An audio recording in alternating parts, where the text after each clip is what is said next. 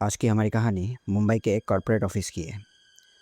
उस corporate office में हाल ही में कुछ नए सीसीटीवी कनेक्शन किए जाते हैं और ये सीसीटीवी लगाने का जो रीज़न है ये थोड़ा उटपटा सा है। उस ऑफिस के जो एम्प्लॉयज़ हैं उनका ये कहना था कि उस ऑफिस में रात को चीज़ें अपने आप हिल जाती है। मतलब अगर कोई किसी भी चीज़ को एक टेबल पे रख के गया होगा तो अगले दिन उसको वो चीज़ वहाँ पे नहीं मिलती, वो किसी और टेबल पे या फिर नीचे गिरी हुई मिलती है। चेयर्स अपने पोजीशन में नहीं रहते, अपने आप इधर से उधर हो जाते हैं। कैमरा लगाने के बाद अगले दिन जब सब एम्प्लॉयज़ उस ऑफ़िस में आते हैं और उनको पता चलता है कि ऑफ़िस में कैमरा अब लग चुके हैं, तो वो लोग बहुत खुश होते हैं। वो लोग ये सोच के खुश होते हैं कि अभी जो भी ये सब चीज़ें हो रही थी इतने दिनों से ऑफ़िस में, हमें पता नहीं लग रहा था, अब पता लग जाएगी क्योंकि सीसीटीवी कैमरे लग चुके हैं। उस रात सब कुछ नॉर्मल था।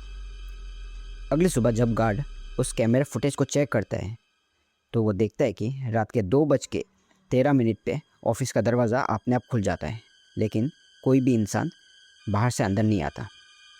कुछ सेकंड तक सब कुछ नॉर्मल था। फिर थोड़ी देर बाद उस ऑफिस का जितने भी क्यूबिकल्स है वहाँ अलग अलग चेयर रखे हुए थे, उनमें से एक चेयर अपने आप हिल जाता है। कुछ सेकंड बाद और एक चेयर उस जगह से हिल जाता है। ऐसा लग रहा था मानो कोई अदृश्य इंसान उस चेयर पे आके बैठा हो। और ये देख के गार्ड को खुद भी समझ नहीं आता है। वो अपने आप को यही कहता है कि ये शायद सीसीटीवी कैमरे का कोई ग्लिच होगा, जो कि सीसीटीवी फुटेज के साथ बिल्कुल ही नॉर्मल होता है। तीसरी रात फिर से सीसीटीवी फुटेज चेक किया जाता है और इस रात थोड़ा कुछ अलग होता है, कुछ भयानक होता है।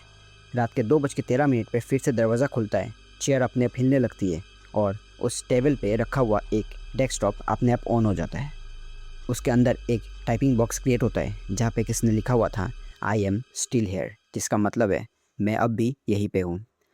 इसके बाद जब ये घटना सबको पता चलती है और लोग तहकीकात करते हैं तो उनको ये मालूम चलता है कि अब जो ये ऑफिस है पहले ये एक हॉस्पिटल हुआ करता था जिसको रिनोवेट करके ऑफिस बना दिया गया और उस पार्टिकुलर रूम पे एक पेशेंट का मौत हो गया था।